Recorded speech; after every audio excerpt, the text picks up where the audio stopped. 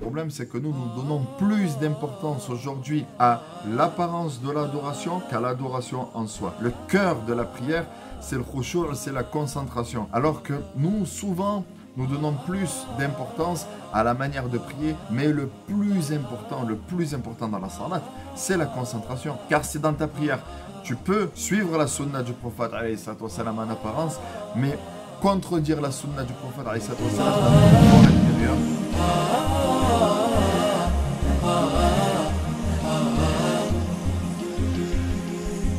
Bismillah. Le thème de cette émission, Inch'Allah, sera autour de la prière, autour du khushu', de la concentration de la prière.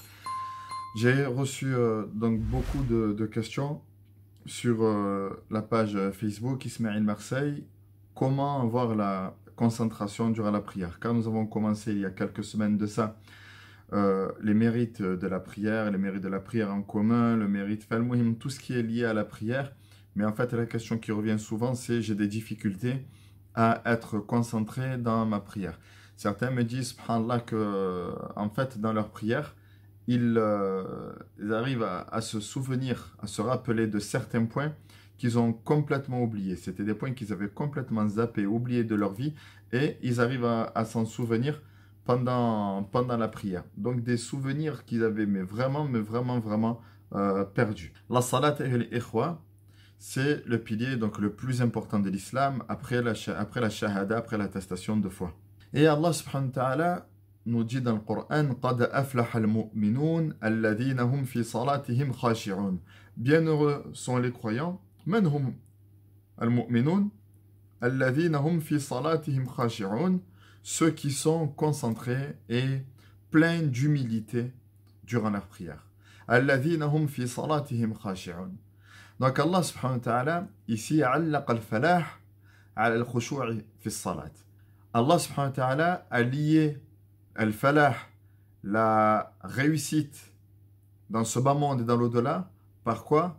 Par l'humilité et la concentration dans la prière. Qu'est-ce que al-khushu'? Al-khushu', qu'est-ce que la concentration? Qu'est-ce qu'on entend par le terme al-khushu' dans la langue arabe, qui en fait, Allah alam, n'a pas forcément d'équivalent en français. Al-khushu', c'est linul qalb, c'est la douceur, on va dire même la tendresse du cœur, wa sakinatuhu, ainsi que la quiétude et la sérénité du cœur au moment de l'adoration.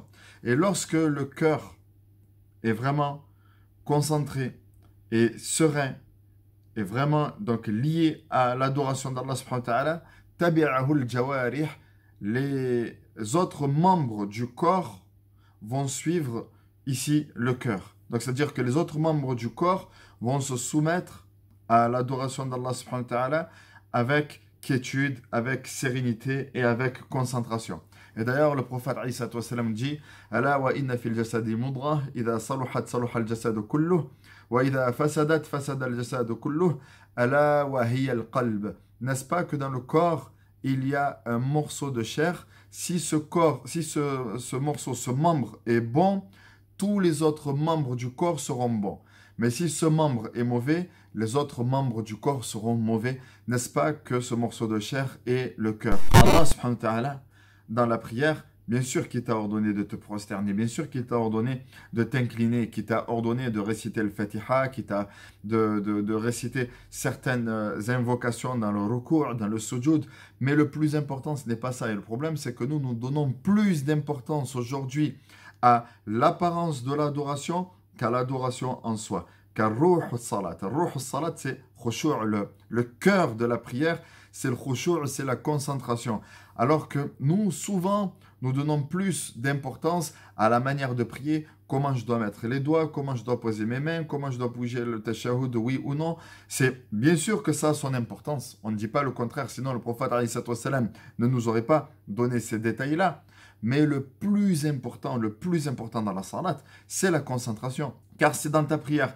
Tu peux prier avec les gestes, c'est-à-dire en apparence, suivre la sunna du prophète en apparence, mais contredire la sunna du prophète dans ton fort intérieur lorsque tu penses dans ta prière à certains souvenirs, à tes occupations, à tes distractions, à tes enfants, à ton travail, à la télé, à un match de ballon, lorsque tu penses à tout ça en pleine prière. Donc, que vaut ta prière à ce moment-là, même si tu as suivi dans les faits et gestes le prophète, alayhi salatu wassalam, ça ne vaut rien. Donc, lorsque l'homme a terminé sa prière, des fois, il ne se rend même pas compte que sa prière, elle a été tellement rapide. J'en suis déjà là, ou alors s'il prie derrière l'imam, il se dit, subhanallah, déjà à la 4e rakat. Pourquoi? Parce que il n'était pas du tout concentré dans sa prière. Et lorsque ta prière n'est que fait et geste, lorsque ta prière n'est que fait et geste, que ta prière n'est pas, il n'y a pas de ruh, il n'y a pas de vie dans ta prière. C'est-à-dire que tu es dans une prière, tu es avec un corps sans vie. Tu es ici avec un corps sans vie, donc cette prière-là devient lourde. Elle devient lourde, elle devient difficile. Et des fois, tu te retrouves même, wal'iyadu billah, à dire, je ne me sens pas de prier, je suis fatigué. Wal'iyadu billah. Donc on en arrive à ça. Pourquoi? Parce qu'en fait, la prière, le cœur de la prière n'est pas présent. Il n'y a pas de vie dans ta prière. Il n'y a pas de discussion avec Allah subhanahu wa ta'ala dans ta prière. Il n'y a pas de concentration et de méditation sur les propos que tu récites, sur les paroles d'Allah subhanahu wa ta'ala, sur les invocations que le prophète alayhi salam donne. Dans le tashahhud, tu ne sais pas ce que tu récites, donc du coup, cette prière-là devient pour toi très lourde. Donc le prophète alayhi salam nous dit que l'homme prie, mais de sa prière, il se peut qu'Allah subhanahu wa ta'ala retienne seulement la moitié de la prière, ou alors le tiers de la prière, ou alors le quart de la prière, ou alors le 8e de la prière, ou alors vraiment rien du tout de cette prière. Il se peut que l'homme ait prié, qu'elle soit valide. Valide dans le sens qu'il n'est plus à la refaire. Il a prié Dhahr, il n'a pas besoin de prier Dhahr une seconde fois. Il n'a pas besoin d'ici de prier Dhahr une seconde fois. C'est khlas, ta prière elle est validée, tu l'as faite. Mais par contre, est-ce qu'elle sera acceptée? Est-ce que cette prière-là sera pour autant acceptée? La réponse est non. Ou alors il ne sera accepté de cette prière que les moments où toi, ton esprit a été présent. Voilà le plus important dans la salat. Allah Azza wa Jalla, il va te récompenser pendant ta prière, ou ce qu'Allah subhanahu wa ta'ala retient de ta prière, c'est ce que toi-même tu as retenu de ta prière. Donc l'homme est tellement distrait dans sa prière, qu'il ne sait même plus où il en est. Il ne sait même pas s'il a la première rak'at, à la deuxième rak'at.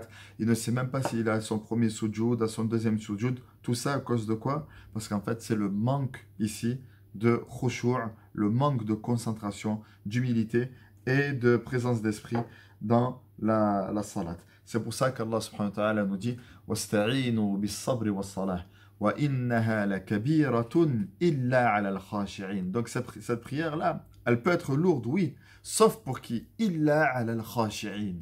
Elle n'est pas lourde pour qui? Pour al-khashi'in, ceux qui sont pleins d'humilité durant leur prière. Et Allah subhanallah, par la suite, il décrit Man humul khashi'un alladhina yadhunnuna annahum mulaqu rabbihim wa annahum ilayhi raji'un. Al-khashi'in, comment sont-ils dans leur prière? Alladhina yadhunnun, yatayaqqanun, ils sont dans la certitude. Ils sont dans la certitude annahum mulaqu rabbihim, qu'ils vont rencontrer leur Seigneur. Ils sont dans la certitude qu'un jour, ils seront debout devant Allah subhanahu wa ta'ala. Wa annahum ilayhi raji'un. Et qu'ils reviendront vers lui. Qu'ils mourront un jour. Donc, cette pensée-là, cette opinion et cette croyance qu'ils ont d'Allah subhanahu wa ta'ala les pousse à être humbles et concentrés durant leur prière. Cette concentration-là amène des fois deux personnes à prier, à accomplir la même salat, la même prière. Comme certains salafs le disaient,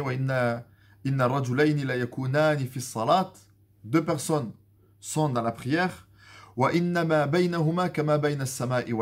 alors que une distance les sépare équivalente à la distance qui sépare les cieux et la terre.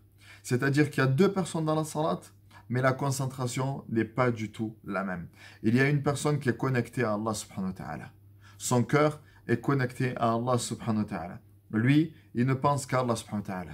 Il réfléchit et médite sur ce qu'il prononce et voit en face de lui le paradis ou alors l'enfer. Et c'est ce qui le pousse par la suite à quoi? À pleurer en pleine prière. Alors que l'autre, dans cette prière, il fait exactement les mêmes gestes que le premier. il fait exactement les mêmes gestes que le premier. Il lève les mains au niveau des épaules, il écarte légèrement les doigts, il dit Allahu Akbar, il dit Alhamdulillah Rabbil Alamin, et ainsi de suite. Mais dans sa prière, il n'est pas aussi concentré que le premier. Lorsqu'il entend le premier en train de pleurer, ou alors lors de la récitation de l'imam ou la récitation du Coran, il se dit, mais ma ja'alahu yabki. Qu'est-ce qu'a fait que celui qui est à côté de moi, il pleure et que je ne pleure pas? La différence est quoi? Cette différence-là, c'est la concentration, c'est l'humilité et c'est la crainte d'Allah subhanahu wa ta'ala pendant la prière.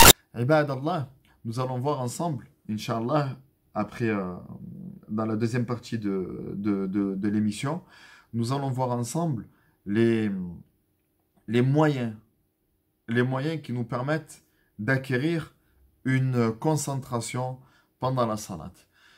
Mais avant tout, avant d'évoquer ces moyens-là, il y a déjà le fait de se mettre dans l'ambiance de la prière. On voit que le prophète, déjà, a incité à ce qu'on prie dans les maisons d'Allah, subhanahu wa ta'ala, dans les mosquées. Donc, et il nous dit, sallallahu alayhi wa sallam, de se rendre tôt à la mosquée, d'y aller en étant serein, avec une marche sereine, avec une concentration, une présence d'esprit, en prononçant le dhikr, en se rendant à la mosquée. Lorsqu'on arrive à la mosquée, on fait d'abord 2 rak'at. Ensuite, on lit un peu de Coran. Ensuite, il y a l'adhan. Toi, tu répètes les paroles de l'mu'adhin. Entre l'adhan et l'iqama, tu fais tes du'a. Tu fais 2 rak'at. Avec le temps qui reste, tu continues à faire des du'a. Ou alors de la lecture du Coran. Et ensuite, tu entres dans ta prière. Tu rentres dans la prière de Dhahr, de l'Asr, de Maghrib, de l'Isha ou alors de l'Fajr. Quand tu entres dans la prière avec cet état d'esprit-là, forcément, ton cœur est concentré. Si toi, maintenant, tu viens à la mosquée, tu viens en retard, tu étais en train de jouer à la play, alors de regarder un match de ballon ou autre, et volontairement, tu pries de suite après, que tu pries à la mosquée ou alors que tu pries chez toi, peu importe. À ton avis, à quoi tu vas penser? À ton avis, à quoi tu vas penser? Si par exemple, là, tu es en train, hop, tu coupes et tu fais ton iqama et tu commences à prier. Regarde, donc il n'y a pas eu de transition. Il n'y a pas eu de transition entre ton activité qui est halal, d'accord, le travail ou peu importe, ton activité qui est halal et ta prière. Il n'y a eu ici aucune transition. Alors que l'autre a fait une transition entre son activité et sa prière. Ça fait que lorsqu'il est rentré dans la prière, il est rentré ici avec concentration et avec humilité. Le prophète nous dit le premier point sur lequel l'homme sera jugé au jour de la résurrection, c'est sa prière. Le premier point sur lequel tu seras jugé yawm al-qiyamah, c'est ta prière. Le prophète nous dit si sa prière est bonne, il aura tout réussi. Il aura réussi.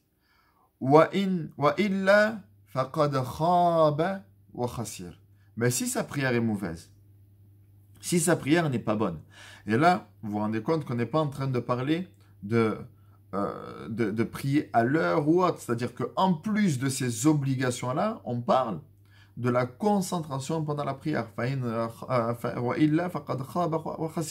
Mais si sa prière ici n'est pas bonne, il aura tout perdu. Donc ce qui était demandé pendant la salat, c'est la concentration. Et peu importe la rapidité de la prière, peu importe le prophète, il pouvait accomplir des prières de manière très rapide, mais ça ne l'empêchait pas d'être concentré. Et une prière très longue ne veut pas dire pour autant que tu es concentré. Le prophète Aïcha radhiyallahu anha nous rapporte que le prophète lorsqu'il priait le Fajr, les 2 rak'at sunnah de le Fajr, donc avant l'obligation, elle se posait la question si il a qara'a fihima al-Fatiha. Est-ce que dans ces 2 rak'at-là, il a récité surat al-Fatiha? Tellement il récitait de manière rapide, et tellement il les accomplissait de manière très rapide, elle se posait la question, est-ce qu'il a fait le Fatiha? Mais le fait de le faire de manière rapide, est-ce que ça empêche d'être concentré? Non. La sunna ici, c'est 2 rak'at sunna, c'est de les faire de manière très rapide. Cela ne veut pas dire qu'il n'y a pas de concentration. Pour cette première partie de l'émission, nous nous contentons de ça, c'est-à-dire donc juste, nous avons parlé ici de l'importance de le khushu', de l'importance de la concentration et de l'humilité dans la prière. Et nous allons voir par la suite, Inch'Allah, nous allons voir de suite après la page de pub, quels sont les moyens donc, qui nous permettent d'être concentrés durant la prière, Inch'Allah. Donc restez à l'écoute et je vous dis à tout de suite.